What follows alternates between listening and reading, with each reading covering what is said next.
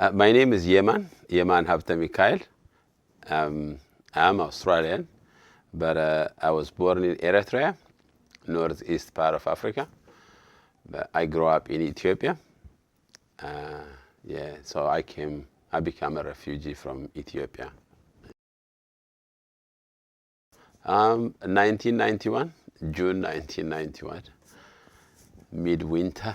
Coming to Australia from Egypt, it was very cold for us at the time.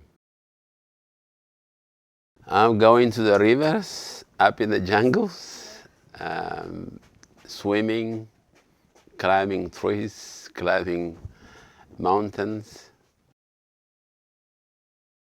Yes, at the time we had the socialism revolutions, and the government was it's got one side of socialism revolution. The younger ones, they have a different kind of socialism revolutions, and yeah, so everyone was stressed, and especially when family concerns. For us as a young people, our waking up the next morning would be, a dream.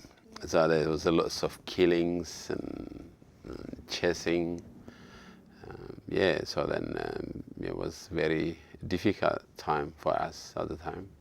You don't have to be politically active to be arrested. It could be your ethnic background could be a problem.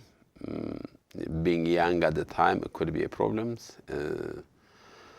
There is no law and order at the time, so everyone lives in fear. Well, it's difficult for everyone to live. It's just you have to flip a coin, and then whichever it turns, that's your luck.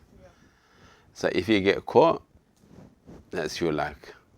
If you make it, that's your luck. So it's just like you make a choice, is it better for me to die on the way walking or dying stay still? So you just have to choose. So I chose walking.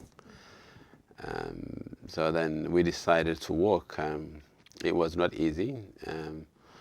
We got caught a couple of times, but we managed to bribe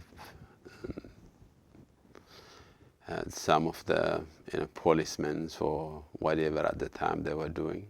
I lived in a refugee camp in Sudan for the first 6 months, and then we fled to Egypt.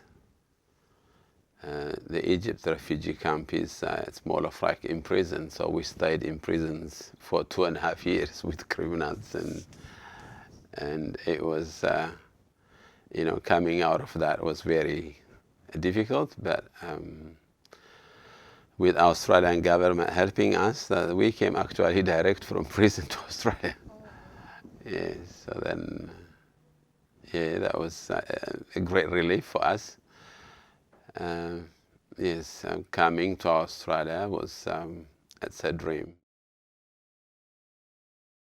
Living in Australia, wow, everything really, from having a beer, cracking a joke, the freedom, the beach, what else, like a heaven for us. We enjoyed life, more than what we expected, really. No, I don't think that I'll go back to live back home, even though it's a lot better than that it was. It's a lot different. Now especially Ethiopia is one of the progressive country when it comes to freedoms and economy. But I don't know. Every time I go back for holidays, I still miss Australia on this side. So I don't think I'll go back and live. No, I don't think so. I enjoyed it too much here. Now, most of my family members are here in Australia, not necessarily in Adelaide. They are everywhere in Brisbane, Victoria. I'm here. But I don't have any siblings back home now. Even my parents are here now. So That's a good thing. That's the hardest part, is leaving a family member back home where you have to think about them quite often, whether they're safe or not, whether they're eating. Yes, so I'm very lucky enough when it comes to that family matters. They're all here. Yes, that is a good question, really, because we have been here for the last 30 years now. Um, the media was negative to us. So that media is, what the rest of the community will see. Settling to Australia it was very hard. A lot of us, we were carrying a lot of traumas. We don't know how to deal with it. We don't even know how to express at the time. Our language barrier to start was very limited. The reason we celebrate with the 30 years coming the East African refugees is like, we are here still. We become better. We have extended families. A lot of our family members are, they contributing in lots of different ways. Some of them could be highly skilled, some of them would be lower skilled.